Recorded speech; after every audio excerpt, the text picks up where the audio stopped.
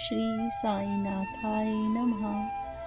प्रिय भक्तों, आप सभी को मेरा प्यार भरा प्रणाम।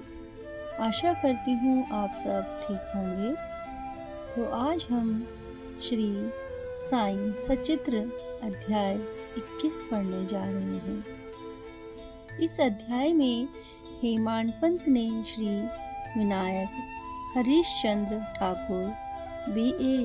श्री अनंतराव पाठरकर, पुणे निवासी तथा पंढरपुर के एक वकील की कथाओं का वर्णन किया है। ये सब कथाएं अति मनोरंजक हैं। यदि इनका सारांश मनपूर्वक ग्रहण करें, उन्हें आचरण में लिया जाए, तो आध्यात्मिक पथ पर पाठकगण अवश्य अग्रसर होंगे। ओम साई राम।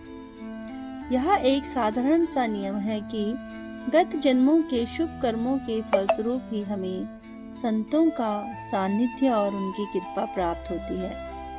उदाहरणार्थ, हेमाडपंत जी स्वयं अपनी घटना प्रस्तुत करते हैं। वे अनेक वर्षों तक मुंबई के उपनगर बांद्रा के स्थानीय न्यायाधीश रहे।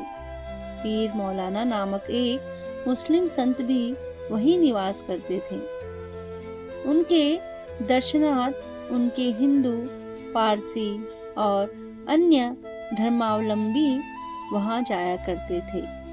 उनके मुजावर यानी पुजारी ने हेमाडपंत से भी उनका दर्शन करने के लिए बहुत आग्रह किया, परंतु किसी न किसी कारणवश उनकी भेंट उनसे ना हो सकी।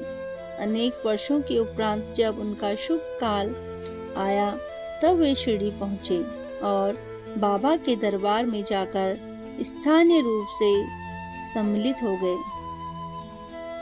भाग्यहीनों को संत समागम की प्राप्ति कैसे हो सकती है? केवल वे ही सौभाग्यशाली हैं जिन्हें ऐसा अवसर प्राप्त हो। संतों द्वारा लोक शिक्षा। संतों द्वारा लोक शिक्षा का कार्य चिरकाल से ही इस विषय में संपादित होता आया है। अनेक संत भिन्न भिन्न स्थानों पर किसी निश्चित उद्देश्य की पूर्ति के लिए स्वयं प्रकट होते हैं। यद्यपि उनका कार्यस्थल भिन्न होता है, परंतु वे सब पूर्णतः एक ही हैं। वे सब उस सर्वशक्तिमान परमेश्वर की संचालन शक्ति के अंतर्गत एक ही लहर में कार्य करते हैं। उन्हें प्रत्येक के कार्य का परस्पर ज्ञान होता रहता है और आवश्यकता अनुसार वे परस्पर पूर्ति भी करते हैं। जो निम्नलिखित घटना स्पष्ट है। Shri Thakur Shri V.H. Thakur B.A. Revenue विभाग में एक कर्मचारी थे। वे एक समय भूमि मापक दल के साथ कार्य करते हुए बेलगांव के समीप वडगांव नामक ग्राम में पहुंचे। वहां उन्होंने एक कानड़ी संत पुरुष के दर्शन कर उनकी चरण वंदना की। वे अपने भक्तों को निश्चल दासकृत विचार सागर नामक ग्रंथ, जो वेदांत के विषय में है, का भावार्थ समझा रहे थे। जब श्री ठाकुर उनसे विदाई लेने लगे तो उन्होंने कहा, तुम्हें इस ग्रंथ का अध्ययन अवश्य करना चाहिए और ऐसा करने से तुम्हारी इच्छाएं पूर्ण हो जाएंगी तथा जब कालांतर में तुम उत्तर दिशा में जाओगे तो सौभाग्यवश तुम्हारी एक महान संत से भेंट होगी, जो मार्ग प्रदर्शन कर तुम्हारे हृदय को शांति और सुख प्रदान करेंगे। बाद में उनका स्थानांतरण जुन्नर को हो गया, जहाँ की नाड़े घाट पार कर के जाना पड़ता है। यह घाट अधिक गहरा और पार करने में कठिन था, इसलिए उन्हें भैंस की सवारी कर घाट पार करना पड़ा, जो उन्हें अधिक असुविधाजनक तथा कष्टकर प्रतीत हुआ। इसके पश्चात उनका स्थानांतरण कल्याण में एक उच्च पद पर हो गया और वहां उनका नाना साहेब चंदोरकर से परिचय हुआ। उनके द्वारा उन्हें श्री साईं बाबा के संबंध में बहुत कुछ ज्ञान हुआ और उनके दर्शन की तीव्र उत्कंठा हुई। दूसरे दिन ही नाना साहेब शिरडी को प्रस्थान कर रहे थे। उन्होंने श्री ठाकुर से भी अपने साथ चलने का आग्रह किया। ठाणे के दीवानी न्यायालय में एक मुकदमे के संबंध में उनकी उपस्थिति आवश्यक होने के कारण वे उनके साथ ना जा सके। इस कारण नाना साहेब अकेले ही रवाना हो गए। ठाणे पहुंचने पर मुकदमे की तारीख आगे के लिए बढ़ गई, इसलिए उन्हें नाना साहेब का साथ ना देने पर पश्चाताप हुआ। फिर वे शिरडी पहुंचे। तब वहां उन्हें ज्ञात हुआ कि नाना साहिब पिछले दिन ही यहाँ से चले गए। वे अपने कुछ मित्रों के साथ जो उन्हें वहीं मिल गए थे, श्री साईं बाबा के दर्शन को गए। उन्होंने बाबा के दर्शन किए और उनके चरण कमलों की आराधना कर अत्यंत हर्षित हुए। उन्हें रोमांच हो आया और उनकी आंखों से अश्रुधाराएं प्रवाहित होने लगी। त्रिकालदर्शी बाबा ने उनसे कहा, इस स्थान का मार्ग इतना सुगम नहीं जितना कि कानड़ी संत अप्पा के उपदेश या नाड़े घाट पर भैंस की सवारी थी। आध्यात्मिक पथ पर चलने के लिए तुम्हें घोर परिश्रम करना पड़ेगा, क्योंकि यह अत्यंत कठिन पथ है। जब श्री ठाकुर ने बाबा से यह शब्द सुने, उनका अर्थ उनके अतिरिक्त और कोई ना जानता था, तो उनके हर्ष का पारावार न रहा और उन्हें कानड़ी संत के वचनों की स्मृति हो आई। तब उन्होंने दोनों हाथ जोड़कर बाबा के चरणों पर अपना मस्तक रखा और उनसे प्रार्थना की कि प्रभु मुझ पर भी कृपा करो और इस अनाथ को अपने चरण कमलों की शीतल छाया में स्थान दो। तब बाबा बोले, जो कुछ अप्पा ने कहा वह सत्य था। उसका अभ्यास कर उसके अनुसार ही तुम्हें आचरण करना चाहिए। व्यर्थ बैठने से कुछ लाभ न होगा।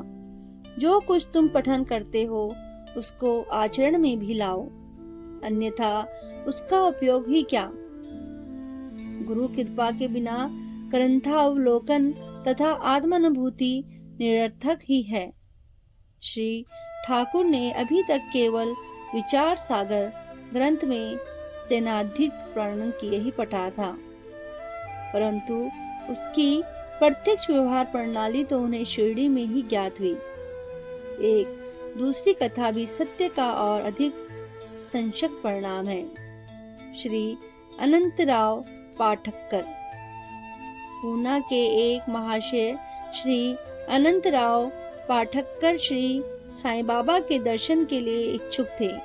उन्होंने शिरडी आकर बाबा के दर्शन किए। दर्शन से उनके नेत्र शीतल हो गए और वे अति प्रसन्न हुए।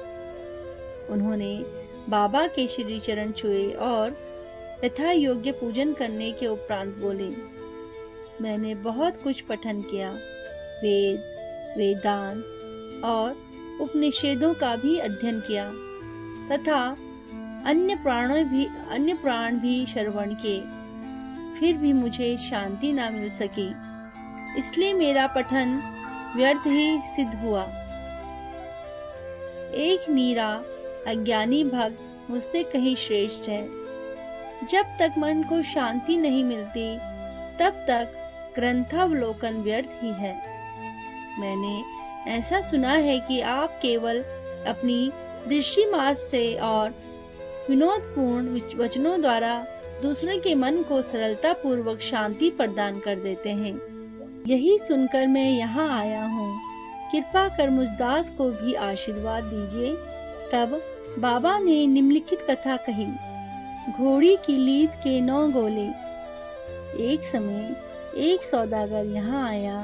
उसके सम्मुख ही एक घोड़ी ने लीद की। जिज्ञासु सौदागर ने अपनी धोती का एक छोर बिछाकर उसमें लीद के 9 गोले रख लिए और इस प्रकार उसके चित्त को शांति प्राप्त हुई। श्री पाठन कर इस कथा का कुछ भी अर्थ न समझ सके, इसलिए उन्होंने श्री गणेश दामोदर उपनाम दादा केलकर से अर्थ समझाने की प्रार्थना की और पूछा कि बाबा के कहने का अभिप्राय क्या है।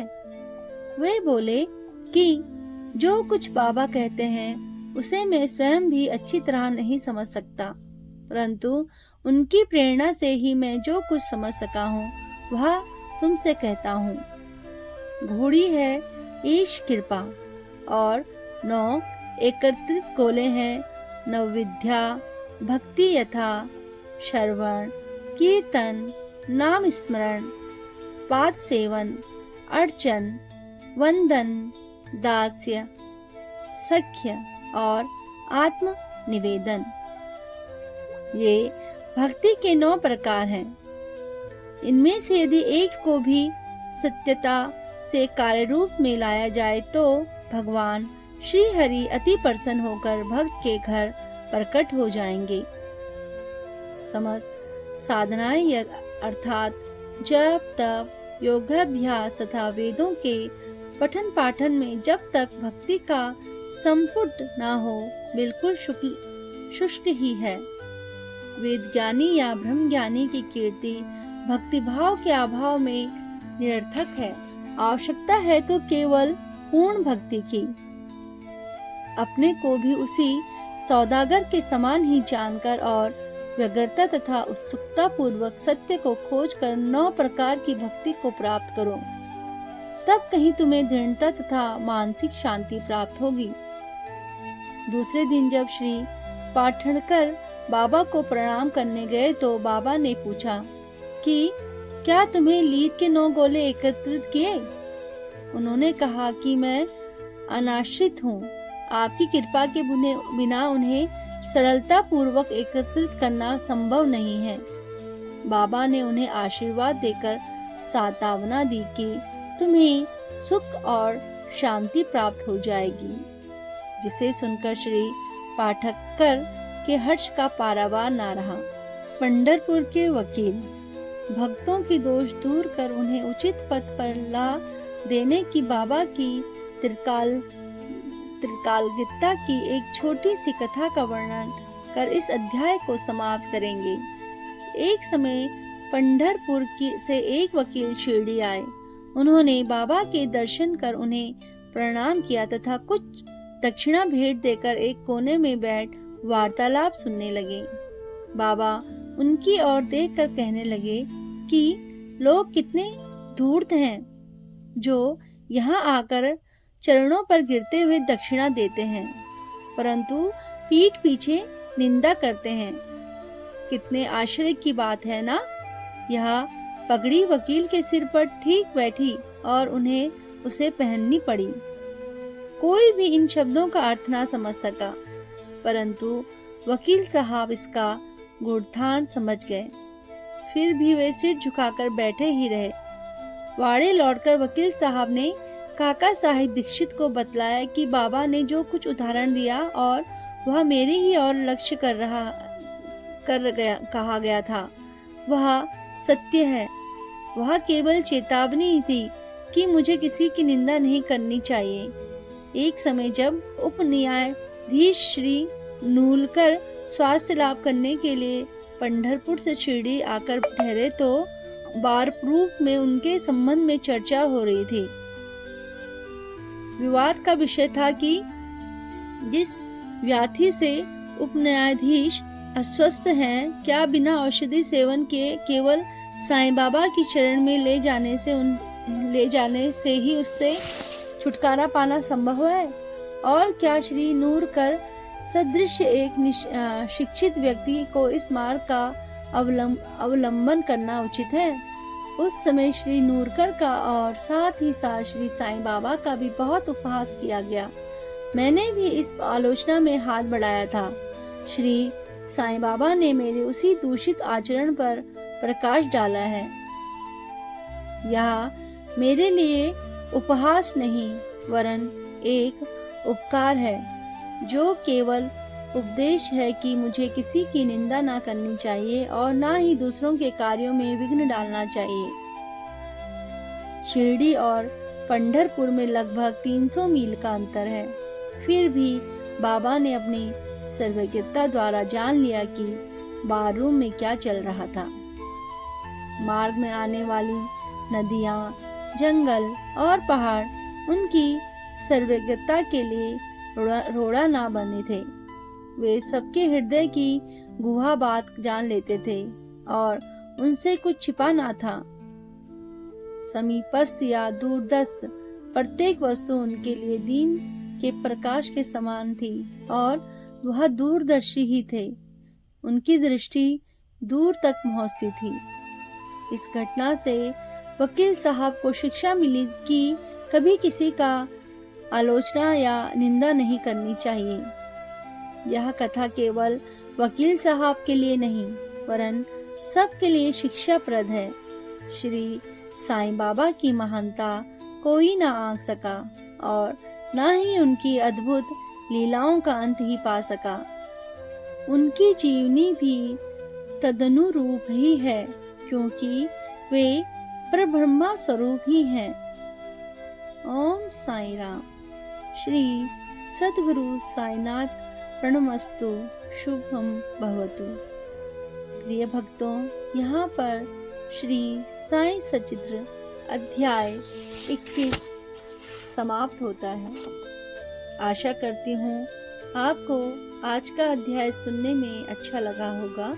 अगर आपको यह वीडियो अच्छी लगी हो तो कृपया एक लाइक कर दें और सभी साईं भक्तों के साथ वीडियो को शेयर करना ना भूलें।